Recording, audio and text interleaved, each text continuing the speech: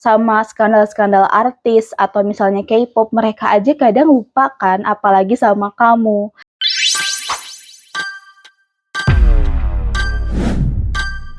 Halo, aku Nabila. Dari kecil aku bener anak introvert. Bahkan ketika SD sampai S1 aku sering banget sehari-hari itu aku sendirian. Bahkan ketika ada presentasi, aku tuh malu dan takut banget deg-degan buat presentasi. Dan bahkan ketika ada guru atau dosen nanya, aku tuh sebenarnya tahu jawabannya, tapi aku tuh nggak berani ngangkat tangan saking aku malu dan juga takut buat dijudge. Dan kalau misalnya aku ketemu dengan diri aku di masa lalu, ini adalah beberapa hal yang ingin aku kasih tahu ke dia. Yang pertama, orang gak sebegitu pedulinya sama kamu. Mau kamu nyoba kek, mau kamu gagal kek, mau kamu salah ngomong dikit kek, orang gak akan ingat sama kamu. Ya meskipun ingat, seenggaknya mereka tuh gak ingat sampai sepanjang hidup mereka. Maksimal cuma 1 minggu. Kenapa aku bisa bilang kayak gini? Logikanya, sama skandal-skandal artis atau misalnya K-pop, mereka aja kadang lupa kan, apalagi sama kamu.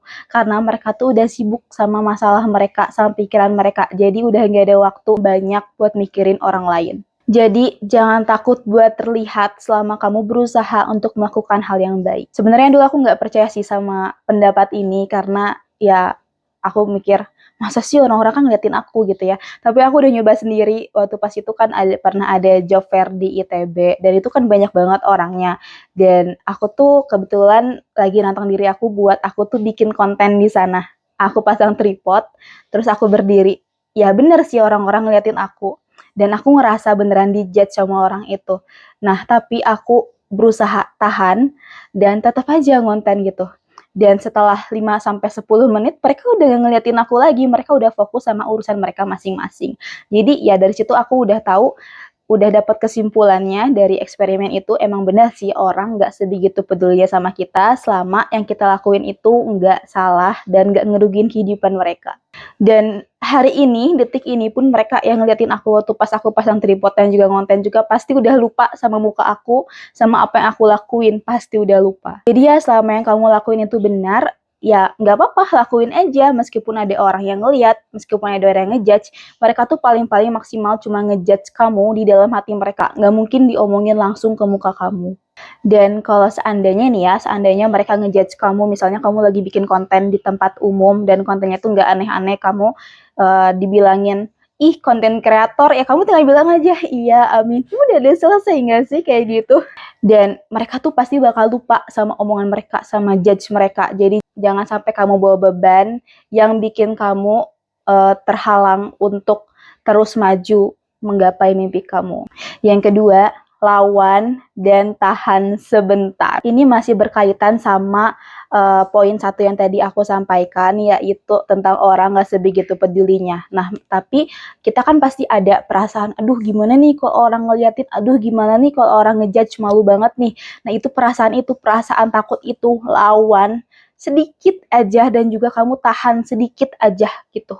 Kamu tetap lakuin apa yang kamu mau, sampai kamu nemuin titik nyaman kamu, oh ternyata emang gak semenakutkan itu ya, aku mencoba hal yang baru, aku gagal, atau aku ngonten di depan umum, atau aku mulai jualan online, ternyata gak semenakutkan itu ya. Intinya lawan rasa takutmu, tahan rasa takutmu sampai kamu nemuin rasa nyamanmu.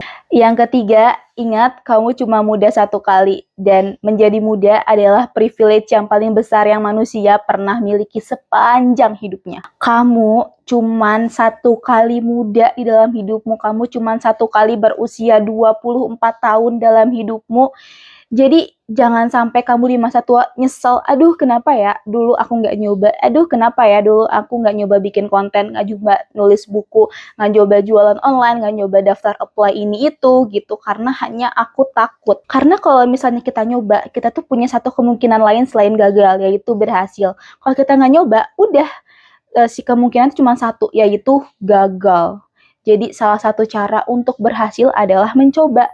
Mau gagal lagi atau gimana itu kan ya udah sih urusan nanti aja gitu. Yang penting kita udah mencoba, yang penting kita udah berusaha. Dan kamu harus ingat kesempatan untuk kamu menjadi muda itu cuma 1 kali, jadi kamu harus manfaatkan dengan baik. Pernah dengar nggak sih suatu istilah Pernah dengar nggak sih suatu istilah untuk menanam pohon itu paling baik 20 tahun sebelumnya, tetapi waktu kedua paling baik adalah hari ini. Jadi, kalau kamu ingin lakukan sesuatu, lakukanlah hari ini juga. Yang keempat, ingat tangan kamu cuma dua. Kalau kamu ingin nerima hal baik ke dalam hidup kamu, kamu pun harus belajar untuk melepaskan amarah, untuk memaafkan diri kamu, untuk memaafkan orang lain. Ya, karena kenapa? Karena tanganmu itu cuma dua. Nggak mungkin kamu mendapatkan hal-hal yang baik kalau kamu belum bisa melepaskan hal-hal yang buruk yang ada di kedua tangan kamu itu. Aku tahu aku ngemeng doang, tapi kalau misalnya praktek emang susah banget. Ya, karena aku juga pernah ngalamin masa-masa di mana aku tuh menyimpan dendam selama bertahun-tahun, dan hal itu tuh ternyata bikin hati aku menjadi sempit, bikin rezekiku juga menjadi terhambat, karena ya gimana aku mau menerima hal yang baru kok tanganku aja masih penuh sama dendam dan juga amarah atau kesedihanku itu. Di saat aku mulai melepaskan perasaan-perasaan dendam, perasaan-perasaan yang seharusnya ada di masa lalu, aku mulai dapat menerima diriku lebih utuh sebagai manusia yang emang gak sempurna dan emang gak akan pernah sempurna dan emang banyak salah, tapi aku akan terus berusaha dan juga terus berkembang atas dasar pemikiran bahwa aku juga manusia yang ada salahnya, yang akan memperbaiki kesalahanku, yang terus berusaha. Aku memiliki tanaman positif ke dalam otakku bahwa emang ini saat yang tepat untuk aku mencoba. Emang gak ada pilihan lain untukku mencoba, aku harus terus berjalan dan aku harus terus berusaha. Dan di poin 4 ini aku pengen ngajak teman-teman semua buat belajar maafin diri kamu sendiri dan maafin orang-orang yang pernah nyakitin kamu, bukan karena mereka misalnya pantas mendapatkan permintaan maaf itu, tapi karena kamu pantas untuk menjadi dan merasa menjadi manusia yang lebih baik lagi. Kamu pantas untuk mendapatkan hal-hal yang baik di dalam hidup kamu. Oleh sebab itu, maafkanlah mereka yang pernah menyakiti kamu, dan juga maafkanlah dirimu sendiri yang pernah membuatmu kecewa pada beberapa waktu. Gitu, karena gimana kita mau menerima diri, gimana kita mau berusaha dan bekerja sama dengan diri kita sendiri, kalau misalnya kita belum bisa memaafkan diri kita sepenuhnya, kita belum bisa menerima diri kita sepenuhnya. Percayalah, kalau kamu cuman punya rasa keberanian, kalau kamu cuman maksain diri kamu untuk terus berusaha, tanpa kamu menerima diri kamu sebagai tim untuk bekerja sama dengan kamu, mewujudkan mimpi kamu nggak akan pernah bisa nyaman. Semua perjalanan kamu akan terasa berat. Jadi poin 4 ini adalah sebenarnya poin yang paling pertama ya, yaitu maafkanlah diri kamu sendiri, mulailah mengosongkan tanganmu dari hal-hal yang negatif agar kamu bisa menerima hal-hal baru yang lebih baik di dalam hidupmu. Aku tahu sih memaafkan itu emang hal yang berat karena aku pernah menyimpan dendam bertahun-tahun, tapi ya cobalah dikit-dikit karena ini benar-benar worth it, karena bisa mempermudah perjalanan kamu untuk menggapai apapun yang kamu mau dalam hidup kamu, termasuk kebahagiaan. Dan udah deh, segini aja video dari aku.